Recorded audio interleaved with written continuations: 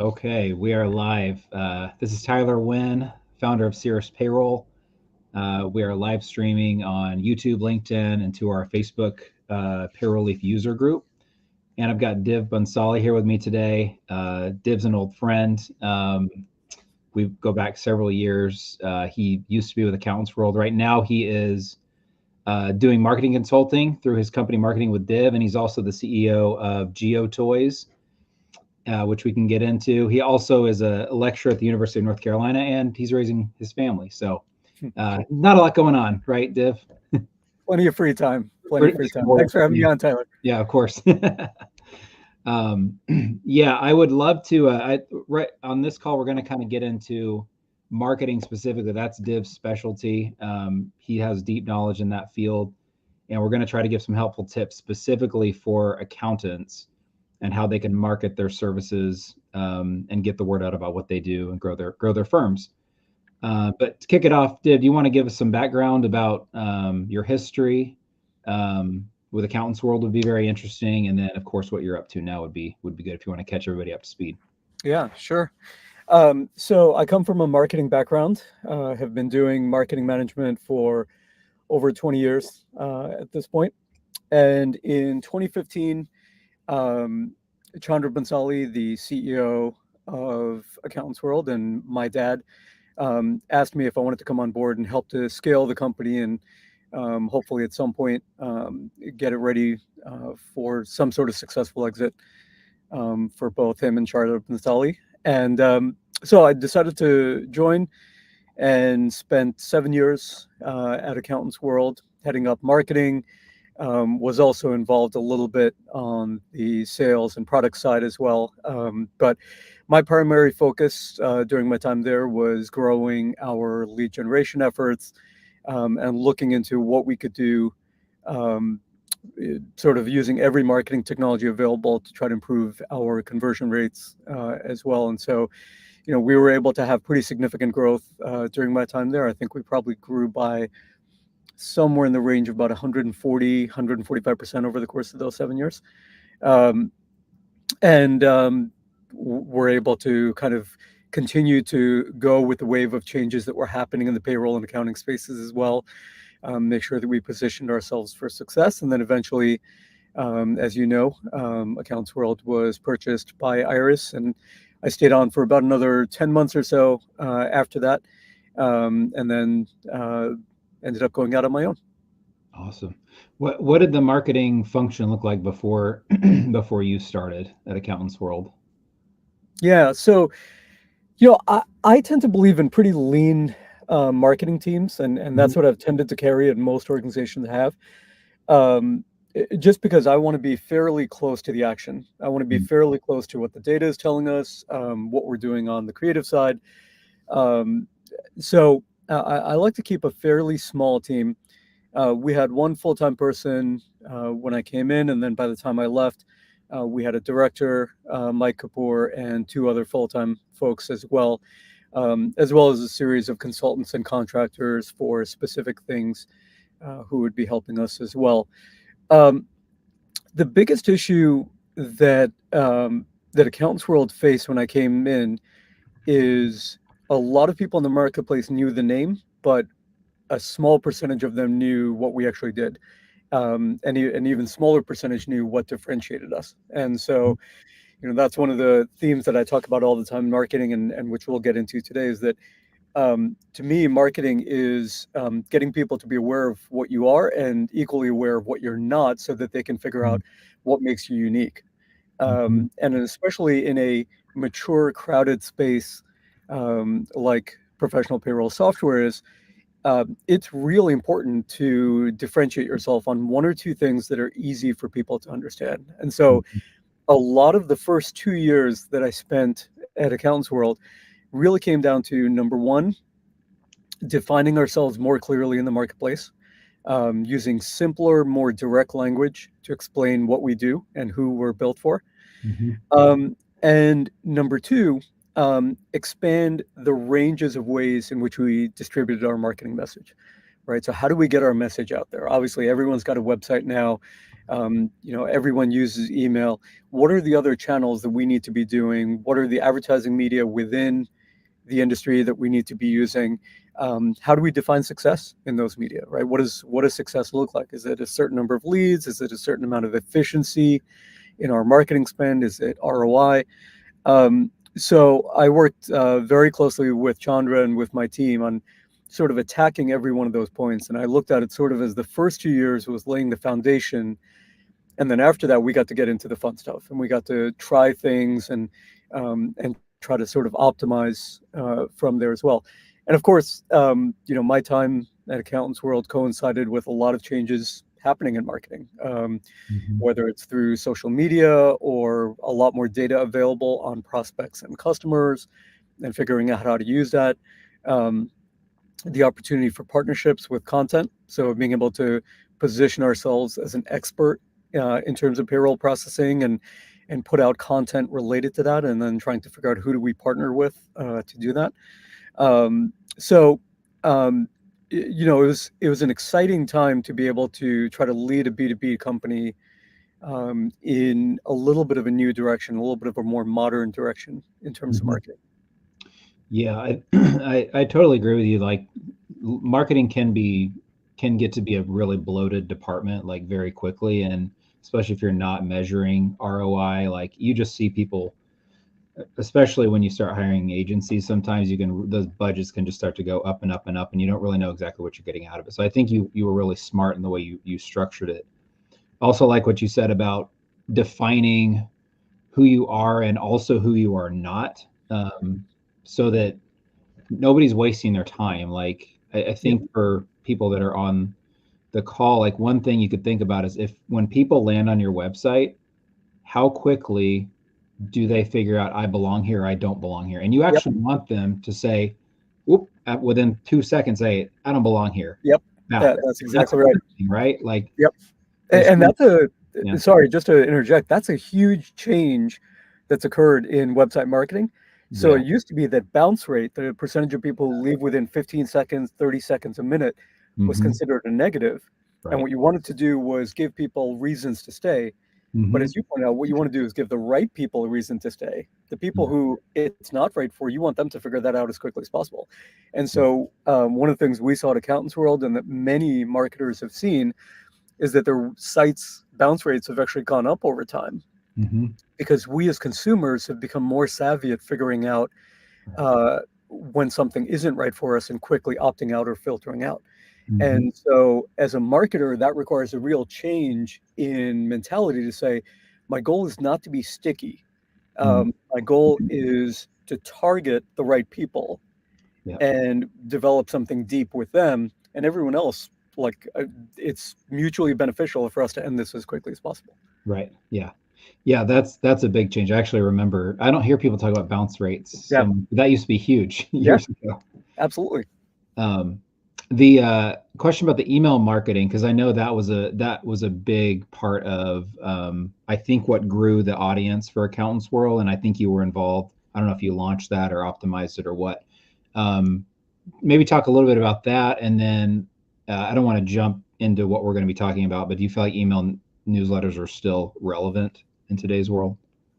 Yeah, I do. I think the role that they play has changed a little bit, but I still think they're very, very relevant. And I think it's important to focus on building a list of people who want to hear from you.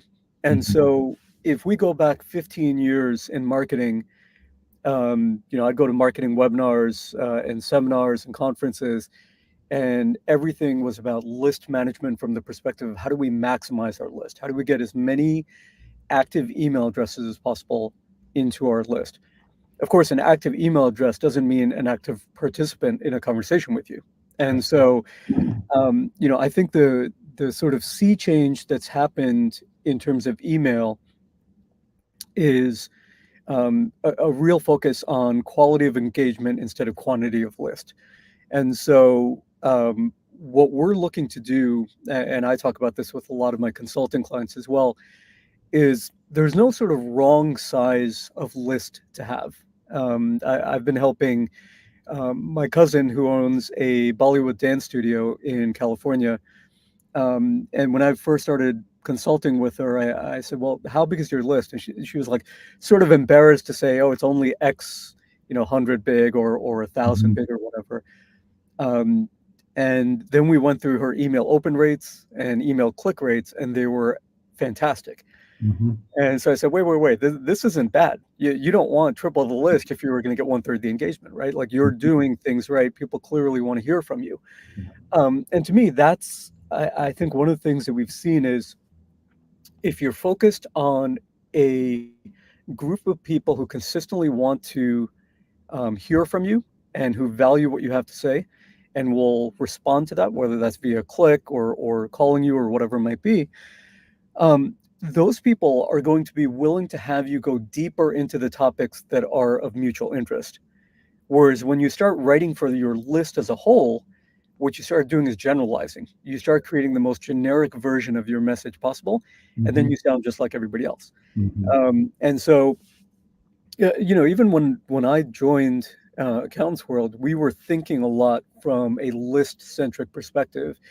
And I think when you switch from that to a target audience perspective, and really focusing on who are the people here who care about our message and are internalizing it to some extent, that changes how often you communicate with them. It changes what message you put in front of them. It changes the depth of that message as well.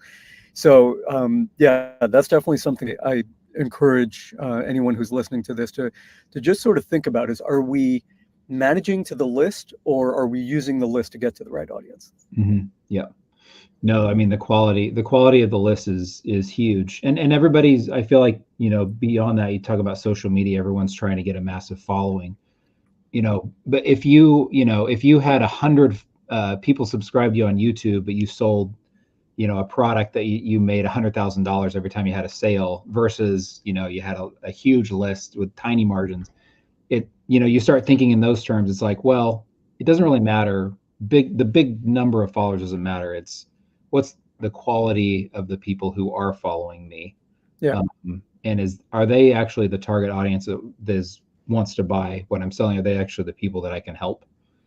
So Yeah. yeah, and we've started up 2 email newsletters this year. Courtney, who's our marketing specialist, she manages a one that goes out to leads, prospects, current clients, things like that, and it's getting huge open rates, which I've been really Mhm. impressed with. And then I've done something interesting where I actually send my own newsletter, only to a list that I maintain. It's a lot of accountants, CPAs, Yep. and I send that, and it's kind of my unfiltered thoughts for the week, like what tips for accountants, or thoughts on entrepreneurship or firm ownership or whatever. Yep. And I just send that out, and that to me is interesting, and it's created opportunities because it's not generic at all. Like, if you want to get away from generic, there's only one you. There's only one Yeah. me. And Yep. so, like, leveraging personal brand is something that I've seen a lot of power in.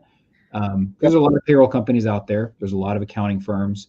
If you just talk about your services, you start to sound the same after a while. But if you can, kind of latch on to, or display something about your personality, or something that Yep. makes you unique as a person, it could be your team as well. For me, I've tried to get my personal brand out there, and also I'd like to get my team more out there too, because Mhm. people are interested in people, right? That's what we want to see. Like, Yep. we're interested in the human beings behind the service that we're getting. So if you can start to emphasize that in your marketing, I think that's really helpful. And I just got a comment from Jonathan Shaw, loving the newsletter. Thanks. Keep up the good work. Thanks, man. Appreciate that. By the way, if anybody has any questions as we go through this, you can drop them in the chat. I think you can do that on Facebook, LinkedIn, or YouTube. If you drop a comment, that will show up. If you have a question for me or for Div as we go through this, I can pop those over, and we can get those answered probably toward the end. For the sake of time, we should probably start jumping into the advice that you've got for the accountants on the calls. Does that sound good? Yeah. That sounds great. Awesome. So one place I like to start is, and I think this is actually a good transition from exactly what you were just talking about, Tyler, that here's the way that I define marketing. There's obviously a lot of different definitions of marketing out there, but to me, the most important thing is marketing is about drawing a connection between everything that you have to offer and everything that your client or prospect needs or wants, Mm. right? So where are the connections between everything that you can offer and everything that they need? And what I think happens often is that we tend to define ourselves and our businesses a little bit too narrowly in terms of what it is that we're offering. So, if somebody comes up to a payroll processor and says, "What do you offer?" The obvious first answer is payroll services, payroll processing, whatever it might be. And that's obviously a starting point. But what you offer also includes things like your expertise, your network of colleagues, and your network of connections that you can present to clients, your time, your ability to alleviate stress and headaches, right? To take something that otherwise would be very stressful for your clients and be able to alleviate that for them as well. And so when we think in broader terms about what it is that we're offering, then we can start to say, okay, everything that I communicate outward, whether it's my site, whether it's my one-on-one calls, whatever it might be, I want to be able to communicate everything that I have to offer, not just addressing the transactional component. Because the transactional component often is more reductive, and it's very difficult to differentiate yourself on that part of it, right? So you mentioned before, that every one of you has a personal brand, has an individual voice, and that's the part that is more likely to set you apart. Now, you can take that too far and just be focused on sort of amplifying your personal brand, and then you're not displaying your expertise enough, your technical expertise. And so there's a balance there. And there's no sort of right answer on where that balance is, but I think it is really important to think about, okay, on my website, how do I balance the technical expertise with everything else that I have to offer, the holistic view of what I'm offering. Um, I worked with somebody who had a website that I thought actually did that really well. We were going through their brochures, did a good job on that.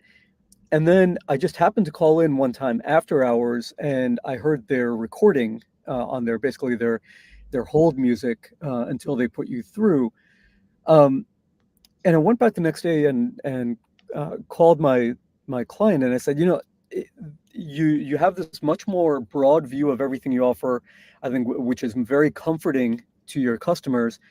And then when they get put on hold, which is usually at a very vulnerable time when they're very open and eager to speak to you, what you're talking about is the most dry aspects of what you do, right? You're talking about it in terms that are very technical and arcane to your customers, without giving sort of the big picture there. And he went back and listened to it and was like, I haven't listened to that in 6 or 7 years. We just kept the same thing there. That's a great point. We have a disconnect between how we're presenting ourselves in most of our media versus how we are in that case. And we see this all the time, that when you think about marketing as all the different channels that we've got available to make that connection, you're going to find that some of your channels do a better job of displaying everything you have to offer than other channels do. And that's sort of a low-hanging fruit opportunity to say, I already know how to talk about myself. How do I make sure that I'm broadcasting that accurately everywhere? Mm-hmm. Yeah, I mean, we should probably all do like an audit of our voicemail system. I'm thinking, what am I saying on mine? It's probably not that good. You don't think about that, but yeah, all those little touch points matter, right? Yeah. Even, I've seen times where people will hire somebody to do their social media for them, and then what's being presented on social media in terms of tone and depth Mm-hmm. is completely inconsistent with what you see on the website. Mm-hmm. And that's a problem because in many cases, what you're hoping is your best prospects on social, they use that as a springboard to get to your site. And what we Mm-hmm. don't want are any surprises during that transition. We want it to be Sure. as smooth and consistent as possible. Um, and the range of tactics and channels that we as marketers have available to us right now, it's both a blessing and a curse. It's Mhm. great that we have so many ways to reach people. On the other hand, people are better than ever at filtering out your message if it doesn't seem relevant. And it means that you have to maintain some level of touch on all of those, Yeah. whether it's email, website, social media, phone, etc. And so the biggest thing I really strive for there is consistency. I think in Mhm. a lot of ways it's less important what are the specific words you use, and it's more important that they sound authentically you, and that they're consistent wherever people find you. Mhm. Yeah, I think I know I've gone down the path where it's like I'll just hire an agency to do this for me Yeah. because I know it needs to get done, and I'll just hand it off to them, and they can take care of it. In my opinion, that never works because they're not inside my head. Like they could even I've even worked with some agencies where they would interview me to try to pull thoughts out of my head and then kind of write from there, and it still didn't feel authentic for some reason. Yeah. So I finally decided like I have to do the work as the owner, because I think it wasn't laziness really. It's not like I didn't have anything going on. It's like, man, I can't take on marketing too. Yeah. But that is such an important function for, I think, kind of a blossoming firm. Um, I think what you should do is try to get, like as a firm owner, try to get a lot of admin and operation stuff off your plate as soon as you can so that you can focus on marketing Hmm. and get that messaging right. And sure, partner with an agency, hire somebody internally to help you with that, but you can't be detached from it as an owner Yep. because you, the firm owner, are setting the tone, the culture. It's your business. You Yep. cannot be disconnected from the marketing or it simply will not be authentic. Yeah. I think agencies are at a really interesting point right now because I think that the biggest mistake that clients, not just in payroll, but in general, make in using agencies is that they give them too much carte blanche. They give them too Mhm. broad a directive in terms of what they're allowed to do and touch.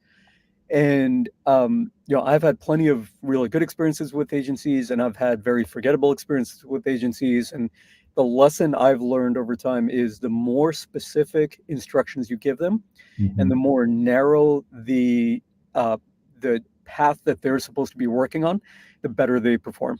So, if you think about from the perspective of an agency, especially if you're a relatively small client of theirs, you're going to be getting relatively junior people working on your account, and they're going to be balancing you with whatever number of other accounts they're Mhm. working on as well. Yeah. And so you don't necessarily get that sort of like deep, incisive thought of, okay, how do I take what Tyler is telling me and now translate that into the part that I'm working on? And so, part of it is what you said, having those discussions and trying to get them into your head as much as possible. But like you said, there's a limit to how much they're going to be able to do that, especially as the engagement goes on. And so I'm much more comfortable now saying no to agencies, saying, you're overstepping your bounds here. I don't actually want you working on that. Stay in this lane or use this word here. I know that word sounded like a synonym to you for what I was saying. It's not. You need to be really precise with what you say here. Yeah. And just being a little overly prescriptive in training my agency to work for me. Mhm. Um, and, when I do that, then they are a helpful component of it rather than somebody who's just kind of, if they don't have that, they just end up being like a kindergartner in a playground. They're just running around everywhere. Everything looks good to them. They're touching Mhm. everything. That's not, that's activity, but that's not productive. And so I want them to use their expertise in a very focused way. And like you said, I'm all for small business owners taking on as much of marketing themselves as they can. And I think, once you've done that for a while, even if you then realize, okay, I need somebody else to help me, well, because you've done the work for 6 months or a year, you know what you're looking for much better. Mhm. If I just go on Upwork, on LinkedIn, and type in social media consultant, I'm going to get back 10,000 people who all look pretty much the same and all say the same things. Mhm. But because of my experience doing social media, I know what questions to ask them. I know how to pick apart the things they've done in the past and evaluate them. And it's really difficult to do that unless you've gotten your hands dirty with it, at least to some extent in the earlier stages of your business. Yeah. That takes work. It takes Yeah. work as the owner when you're already busy, right? So Yep. you have to prioritize it. It also takes a self-awareness and a care to know what makes you different. I think we can get so caught up in the operational busyness of the day-to-day grind and everything we're doing, managing employees, that we just don't take the time to just put in the work to think about like what makes me different. I think that's why a lot of people just want to like pass it off to somebody else, but Yeah. it doesn't work because you have to put in the thinking time and you have to put in the work to figure it out. Because Yep. no one can tell you what makes you different. Only you really know. The market, they're not going to come to you and I mean, you can get clues from them, right? But you have to Yep. figure this out. And it took, and I don't want people to think like you just figure this out and I'll take an afternoon and figure this out. Some of the stuff that I feel like differentiates us took me 10 years to figure out. Yeah. Like I didn't it some of it evolved, like you have to have a version of it, but that version or that story about what makes you different, I think can evolve over time. So you're gonna have to stay at it. Absolutely. Yeah, it's unfortunately not a fixed target. It's not Mhm, a you figure it out one time and you set it and forget it. It requires sort of constant tweaking and evolution as well. And nobody can really do that except for you. I mean, mhm, other people can help you translate that into marketing actions, mhm, but nobody can figure out the what. Nobody can figure out what's the essence of what we want to offer to the marketplace and why we're uniquely qualified to do that. mhm. Yeah. Hey, let me ask you a follow up on the because you were mentioning, the blessing and the curse of so many platforms, so many channels, so many ways to talk to people. How do you wade through all of that and figure out like where you should be putting your efforts? Yeah, I tend to use sort of a funnel approach where anytime I start with a new client, we examine sort of every possibility of where we can be incorporating their message. And we start to identify channels and media that, number one, are consistent with the audience that we're going after. And number two, where we'll get a chance to say our message in the way that makes sense for us. So, to give you an example, if you're a consumer products company and your products have really great visual appeal, the minute that people see your products in a good light, they're immediately drawn to them and they want to learn more about them. Then you want to be focused on media and channels which are going to allow you to visually display your products in a really interesting way, right? Mhm, You want to make sure you put that forward. If you are in a business that is far less visual but is more data driven, then you want to find things that allow you to do that. If what you want to communicate is deep expertise, then you want places that can help you to distribute, whether it's webinar links, ebooks, whatever it might be, things that allow you to go deeper into a topic that a smaller number of people will care about, but they will have a high degree of care about. So, I think it's a combination of both of those things. What I usually find is at that point, you're still left with a bunch of options that are too big for you or your team to handle long term. And then, unfortunately, there's the painful process of you just have to try it. You've got to mhm, try a number of different things and evaluate them after the course of 3 or 6 months, see what's working, see what isn't working yet, but is showing promise, and then cut out the stuff that is clearly not working. I can tell you from my experience, 20 plus years in marketing, um, with most of my clients, they'll want to know, okay, well, tell me where you're going to do our marketing, and I'll say, I'm not sure. We're going to try it in A, B, C, D, and E, and we're mhm, going to see what works. And in my mind, I have an idea of which channels and media and tactics are going to be most successful, and I am never 100% right. There's mhm, always surprises, either in positive or negative direction, from what ends up working and what doesn't. And so you have to be sort of neutral enough and humble enough to recognize that you're never going to get it right the first time. You're never going to be able to figure out um, exactly where you should be placing your ads and how much you should be bidding and what kind of content you should be creating. Should it be short form, longer form? Take your best guesses with it, put things out there and measure and see what's working. mhm, And then be willing to adjust really quickly afterwards. mhm, I get emails every day from agencies or platform providers who say, "Hey, we'd love for you to try our new approach to marketing." And I will investigate everything that comes across my plate because I know that there is plenty of new good tools that are coming out there and new tactics. And you have to be open to them. But not everything's going to work, and none of us have the bandwidth to manage, 18 different relationships or 5 different accounts or whatever it might be. We've got to be able to make it workable for us after a period of time of consideration. Mm-hmm. Yeah, and I like what you said about sticking with it for that, 3 to 6 months, because Yeah. I think that's one issue people have is they'll try something for a few weeks or a month Yep. and don't see any traction, and it's just you have to stick with it for a while. Yep. You can't just.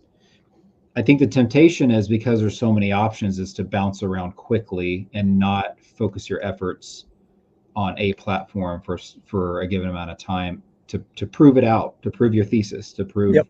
right or wrong whether this is going to work. I know for me, I was just like, payroll is not a visual business, and neither is accounting. You can't really take like sexy pictures of it and post it on Instagram. So LinkedIn just seemed like the most viable alternative, or Yep. or the best platform, because it is I think the best platform for B2B.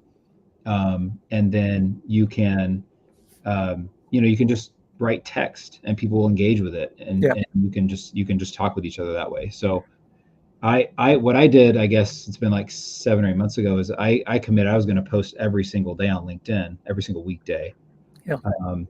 And I kept that, and I committed to do it for 6 months. Well, that 6 months went by, and I actually, toward the end, nothing was happening at first. Toward the end, I've had opportunities come to me that would not have happened if I had not done that. And now I've stuck with that. And that 6 month timeline was up a couple months ago, and I've continued to do it. And now I'm actually expanding to post on the weekends as well every day. Mm-hmm. So, I toyed around with Instagram, and I've done Facebook ads and stuff like that. But you just have to stay put for, I think 6 months is a good amount of time before you Yep. really know if something's working or not.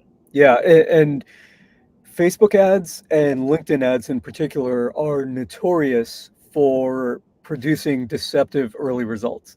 So what you see in the first week or a couple of weeks on those platforms may be very different than what you see over the course of 3 months or 6 months, because the system optimizes to your success or failure. So in other words, it's adjusting to what it's seeing you do, and it's making changes behind the scenes that are invisible to you.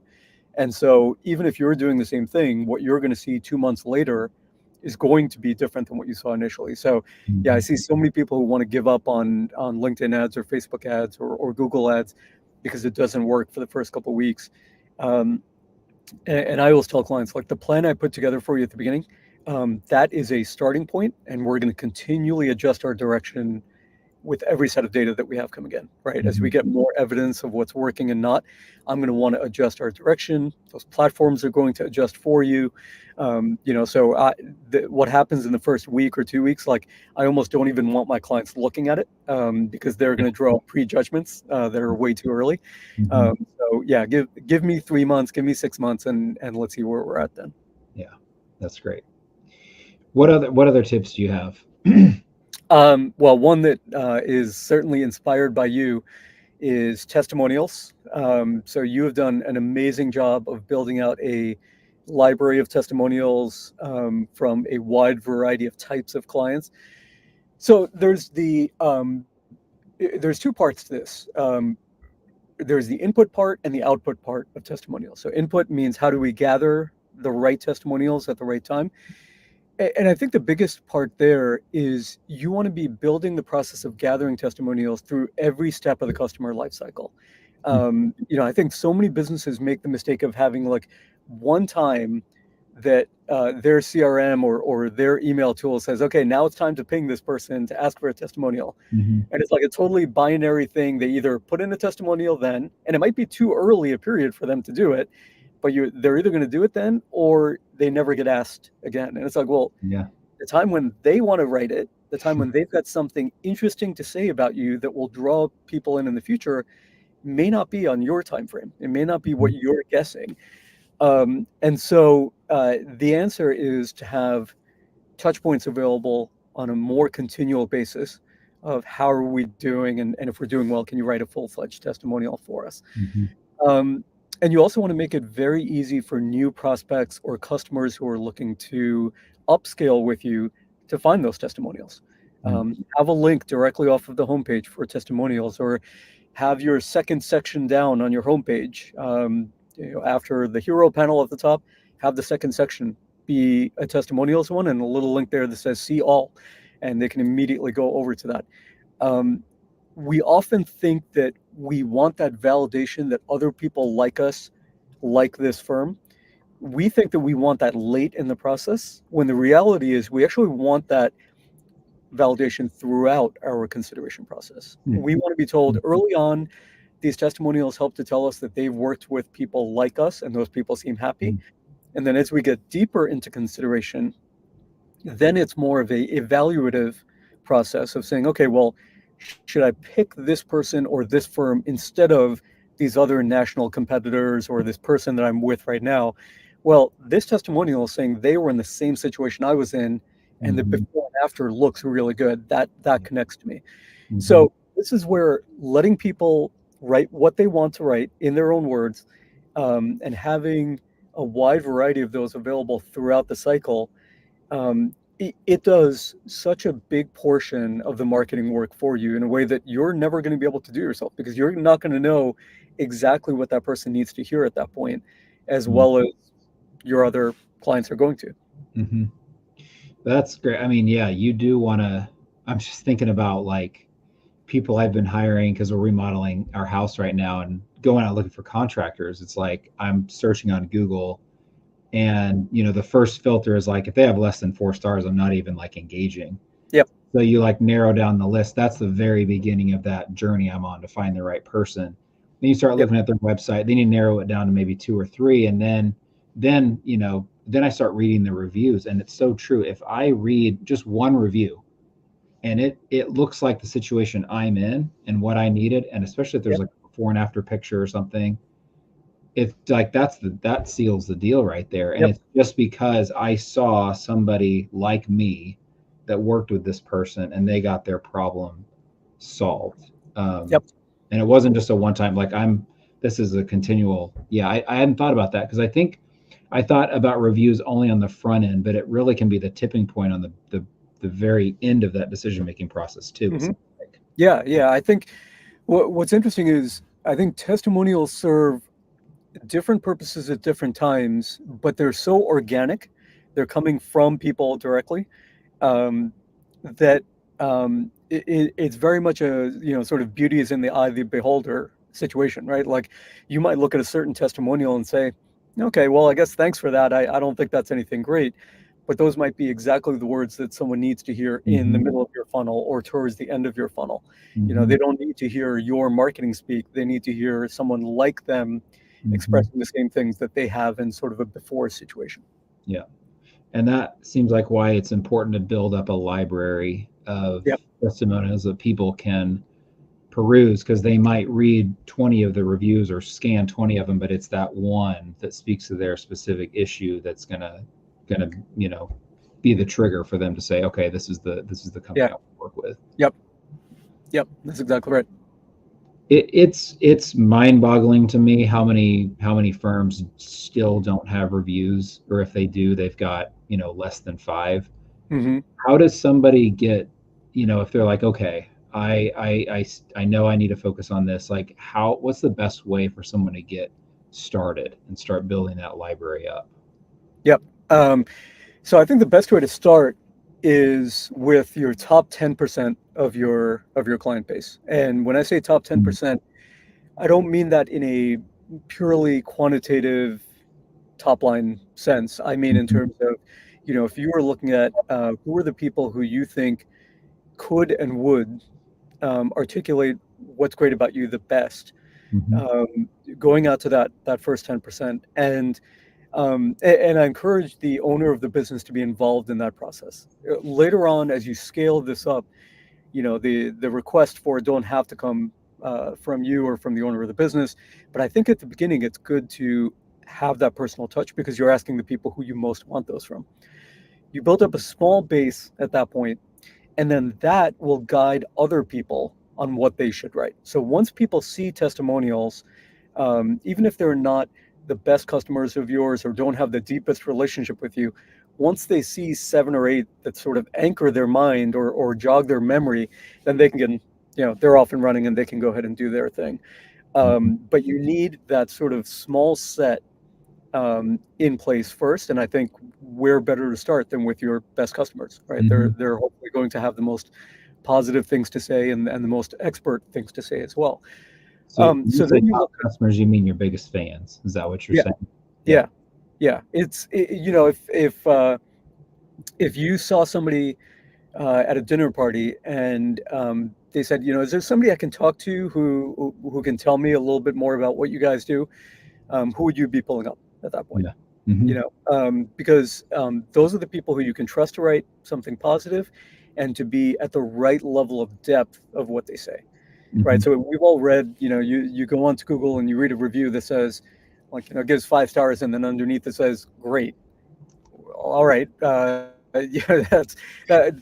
you for the 5 stars. Not really particularly helpful for me or for even a real customer. When I see that, I'm like, right. Exactly.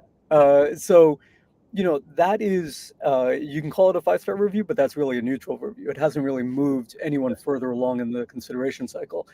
I want the people who are going to write enough and in a positive enough tone using the language of my clients. Once you have that, then you're kind of off and running. And then the key is to figure out where are the multiple points at which we try to ask people for testimonials. So some people make it continuous. They just say, like, on every email that I send, the footer, my signature includes click here to review us. Others will say, I'm going to do it every 3 months, or I'm going to do it at certain milestones during the year. So whatever you feel is sort of appropriate and manageable for you. But the most important part is get that core audience of fans to write the reviews first, and then they're going to draw everybody else in. Yeah, I think that's great advice. And you should personally reach out to those people too. I think if you're getting started, don't send them some generic text message, hey, write us a review. Like, you need to pick up the phone and call. You need to send them a personal email. Hey, I know we love working together, and this is something I'm working on because I want to go serve more people. Could you do me a huge favor and write a few sentences for a review? And then follow up. That's a big thing I talk about with people is you can't just ask once. You have to ask at least 3 times, sometimes 4 times before you get it. So just plan to be annoying. People are busy. They'll typically ignore your first 2, sometimes 3 requests. But if you're polite and you follow up, you say, I don't mean to bother you, blah, blah, blah. People understand, and they'll get around to it. And make it easy. Give them a link directly to the review page, so they don't have to go find you and find the review. Like, just give them the link to click in and go right to the review, writing page. I think that's really important. The timing, what we've done is we actually have started sending like NPS scores out to try to get I forget, we use a platform called Delighted to get net promoter scores from our clients. So what we do is the software that we use, if they give us a positive rating, which we almost always get, it actually takes them directly from the NPS survey to a review request. So that way we know we're asking every 6 months, I think, we send out these NPS surveys, and we know that we're making the ask to a customer who is currently very happy with us. If we get a bad rating, it obviously routes them another direction for us to resolve whatever issue is making them unhappy. So we're not going to obviously ask for review until we've solved the issue that's making them less than thrilled to be working with us. So that's one idea of how you could time it out. But I think it's different for whatever industry, whatever kind of service you're providing. I don't know, for accountants doing tax returns, maybe you tag all the clients that got a tax refund and ask them the day they get their direct deposit, can you write us a review? That's right.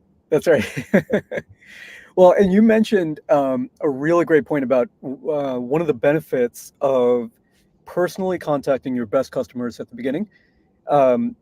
Often your best customers, when you say, would you write a review for them, they'll say yes, but I've got this outstanding issue right now that hasn't been resolved yet, and I'd really love to get that resolved. you want to make sure that that's addressed before they go and put pen to paper, right? Mhm. Or you want to make sure that you've had that conversation with them and alleviated any concerns they might have about that. And so a lot of times what you if you don't do that and you just count on automation to get out in front of your best customers, what you're going to end up getting is a 5-star review that really reads like a 4-star review. And Mhm. that's a missed opportunity at that point, right? You could have easily gotten them to be incredibly enthusiastic, but you just didn't quite get to that point. So another really important reason to have that personal touch point there. Yeah. And it can be a good feedback loop that if you hadn't asked Yep. that question, you may never have known there was an issue to fix. So Yep. that's a good, I guess, thing to build into your process to get that. What after we run the first payroll for a client, we ask for feedback first. We want to know Yep. how your experience working with us. Yeah. We don't go straight for the review request until usually about a month after we run the first payroll, because we want to give time to work out all the kinks, and clients are typically the happiest. We've solved whatever issue they're having with their prior service. But we always ask for general feedback on how was your onboarding process, how is working with our team, because we want to make sure we have happy customers first and foremost. That's what we're here to do. But we also want to make sure when we do ask for that review that that they're happy and that Yep. we've solved any problems that they have. So Yep. I think that getting that good feedback is a really important part of the review request process. We could talk about reviews all day. I know we've talked about it a lot in previous calls.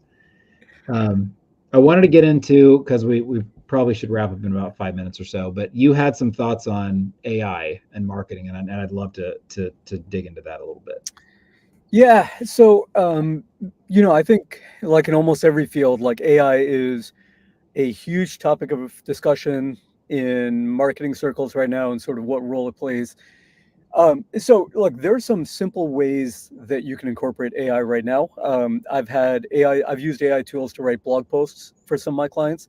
Mm-hmm. So I will pose a question to AI. So if the blog post I want to have written is, 10 reasons you should use a service like ours, which was something that I did for a logistics company a while back. I just typed into ChatGPT and a couple of others. What are 10 benefits of using a transportation logistics company? Mm-hmm. So it came back with something, and then I immediately wrote in expand or give me 5 more reasons or whatever, right? Because I want to get the full set there.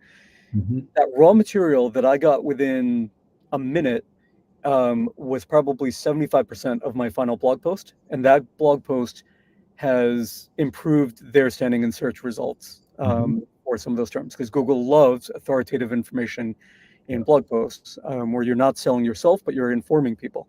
Mm-hmm. Um, So it required my intervention after that initial process to turn it into something real, and Mm-hmm. something that didn't sound like AI. And there were things that were repetitive, things that were inaccurate.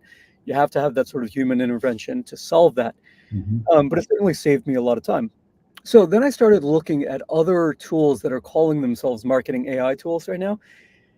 And what I got the sense of almost universally was these are interesting tools that aren't quite ready for prime time yet. I think that there is, um, the thing that I've always loved about doing marketing is it's a combination of an art and a science. There's a creative component to it that you can't predict by data.